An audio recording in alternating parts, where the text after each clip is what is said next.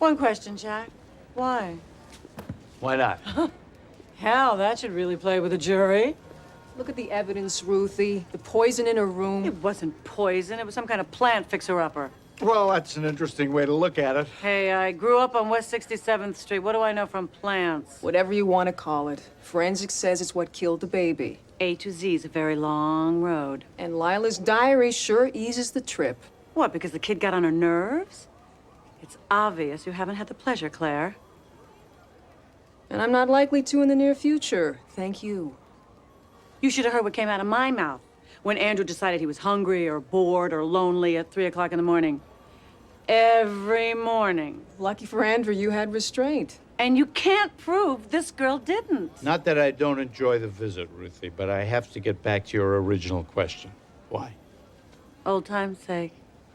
And just so I can bill the time, a motion to exclude your so-called evidence. Always a pleasure. Have you examined a baby care provider accused of killing one of her charges? No, I haven't. But Dr. Carl Jaspers studied several such cases. And what did Dr. Jaspers find?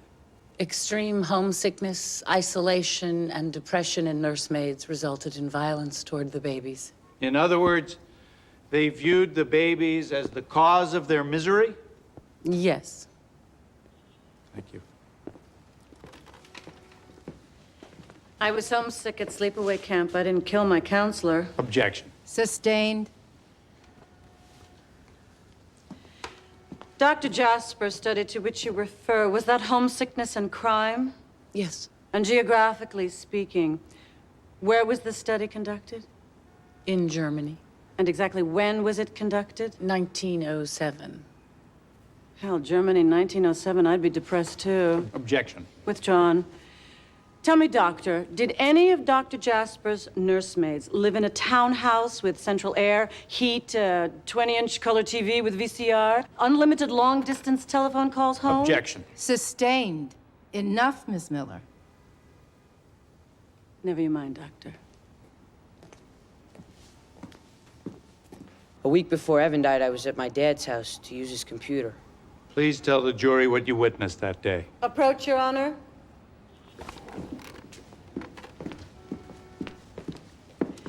He's trying to impugn my client's character with irrelevant testimony. I'm going for motive, Your Honor. Please, you're trying to introduce prior bad acts. You wouldn't be trying to pull a fast one, would you, Counselor? Good, because I am leading the league in contempt citations. Keep that in mind. You may answer the question. Lila heated up a bottle of formula to give to Evan. But she didn't check the temperature before feeding it to him. He screamed. And what did Lila do? She screamed louder, like it was Evan's fault. What did your dad say when you told him about the incident? I didn't tell him. Well, what about your stepmother?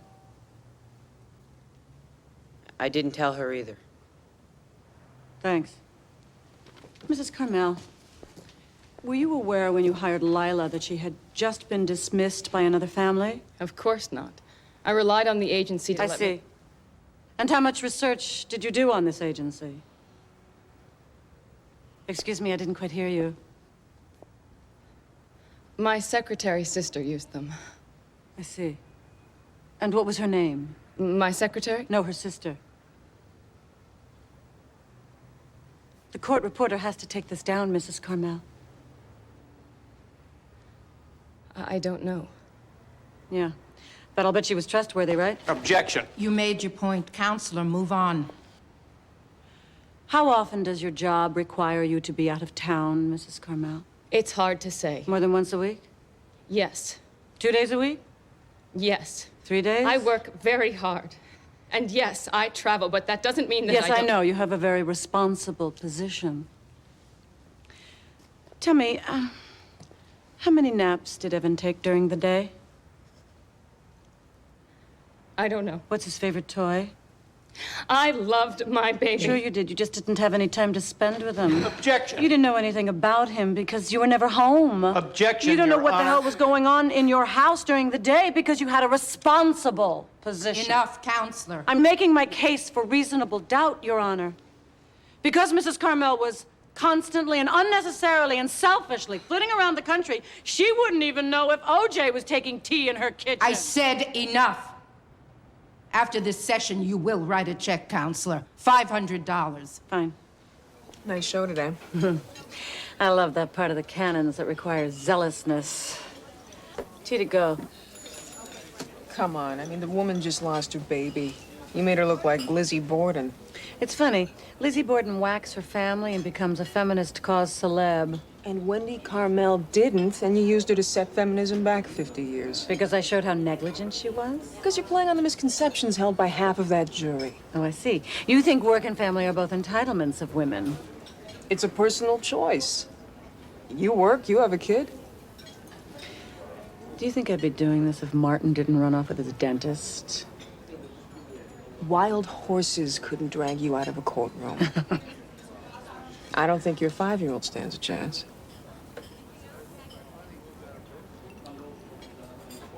Believe it or not, Claire, I do worry about what Andrew's missing. And what I'm missing.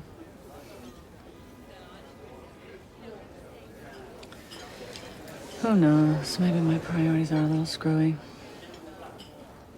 I never thought I'd hear that coming from your mouth.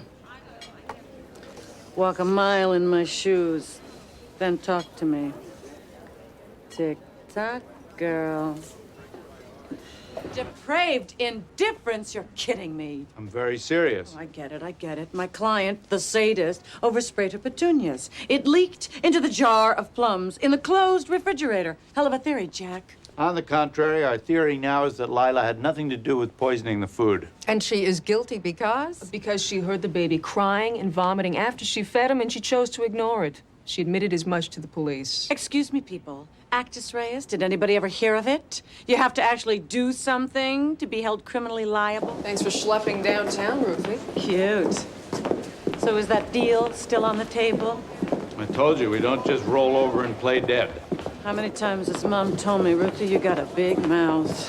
What happened to your client's innocence? Went out with the bathwater. I guess that isn't funny. We'll talk.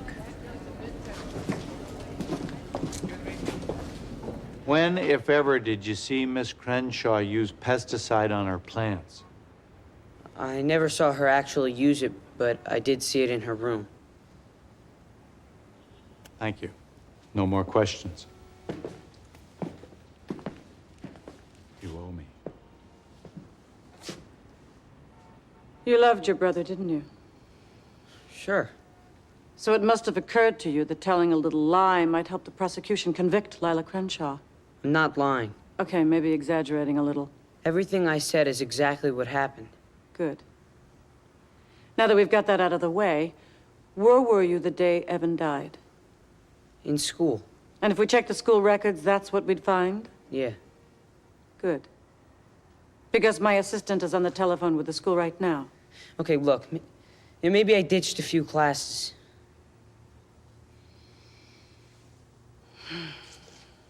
And do you have a key to your dad's house? What's going on? Please answer the question. Yeah. And were you in the house the day Evan died? No!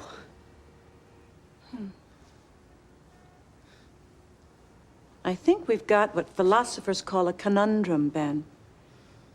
Let's review, okay? We've already established that you're telling the truth. We've also established that the last time you were in the house was...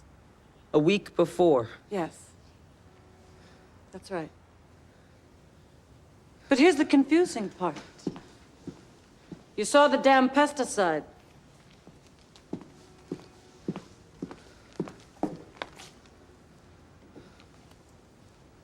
What's the paper I just handed you, Ben?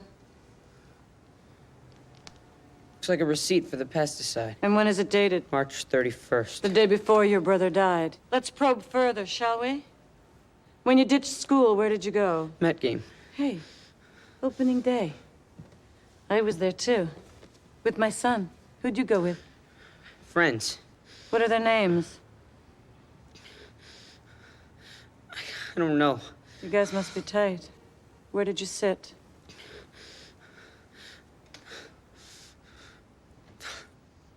Sorry. What can I say? When I'm right, I'm right.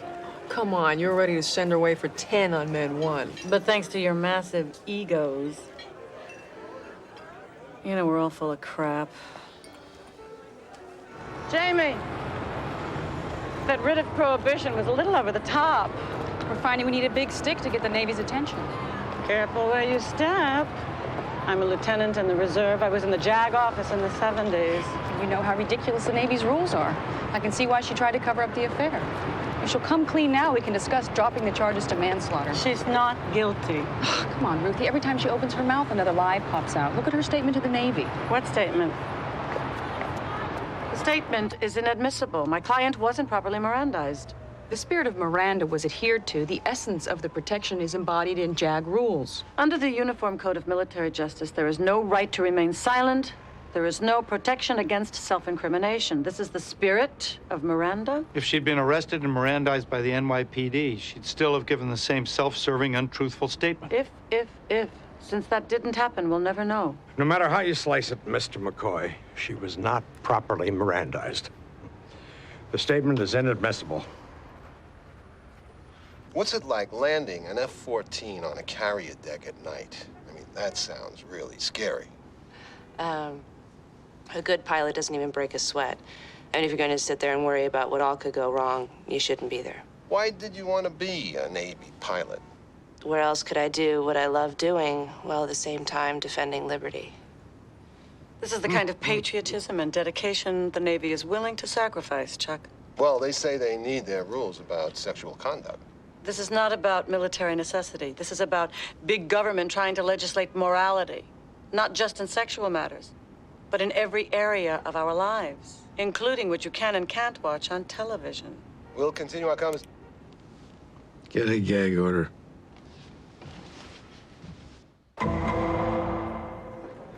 I take it you saw the Chuck Baxter show. Ms. Miller seems to favor the court of public opinion. The jury is sequestered, Jack. They're allowed conjugal visits. You think they don't talk? They're forbidden to discuss the case. I'm going to issue the gag order, Ms. Miller. You and your client are forbidden to discuss this case with any non-party or non-witness outside the courtroom. Bailiff, let's bring in the jury. She broke it off last fall. She said she found real love. Everlasting was the word she used. With someone on her ship. No further questions. Isn't it true you tried to break off the relationship last summer? Yes. Why? She started getting kind of possessive. And it wasn't that serious for me. Are you saying that the relationship meant more to her than to you? Yes, it seemed that way. Was she obsessed with you? I don't know about obsessed. Was she upset when you tried to break off the relationship with her? Yes. She didn't try to kill you, did she? No. Thank you. No further questions. He always came back to me. I guess he was just one of those men who needed more than one woman could give him. At any time, did he talk to you about Lieutenant Blair? After I caught them in the bar, he told me that she was the one who had it bad. He said for him it was just a fling like the others. It wasn't serious.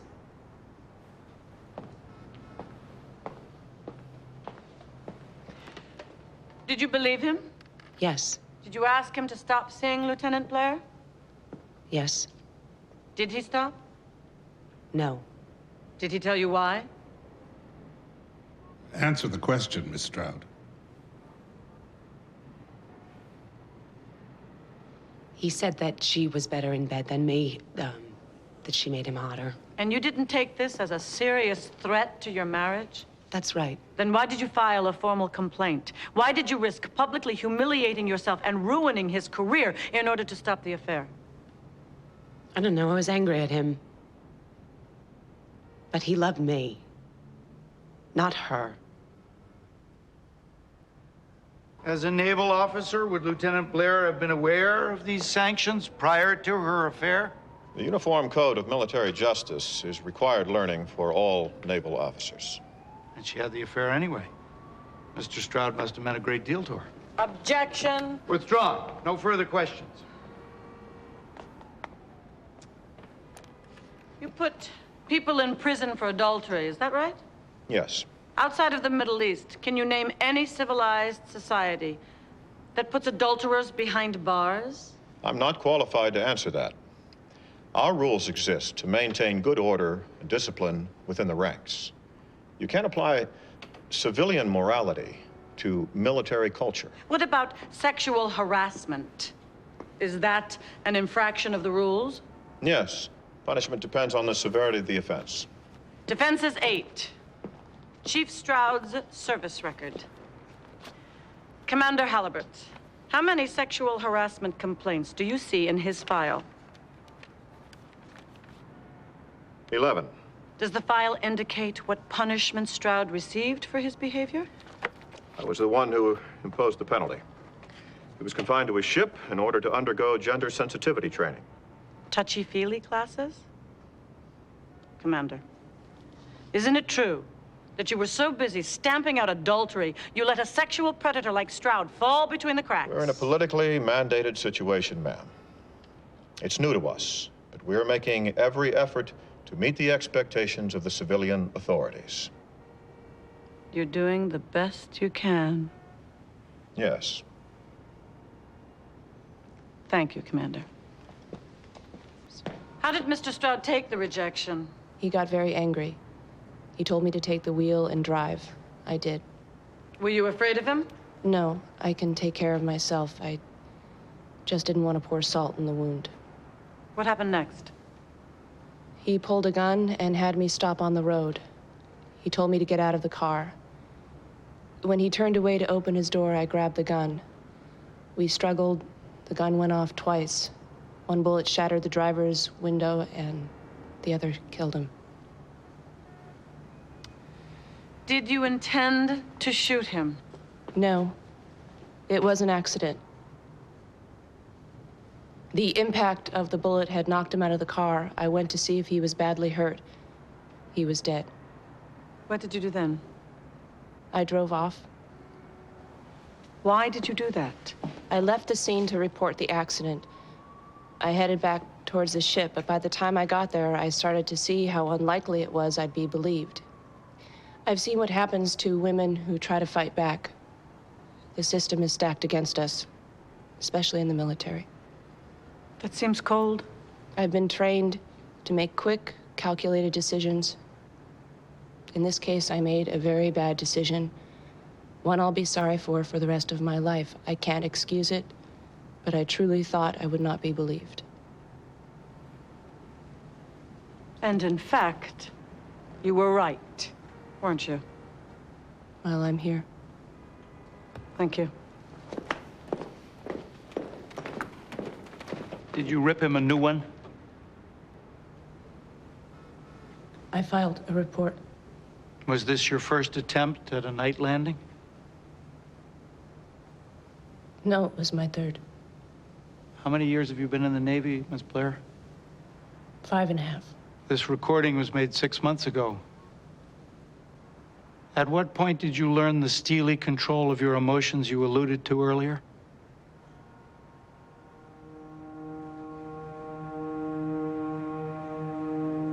Miss Blair.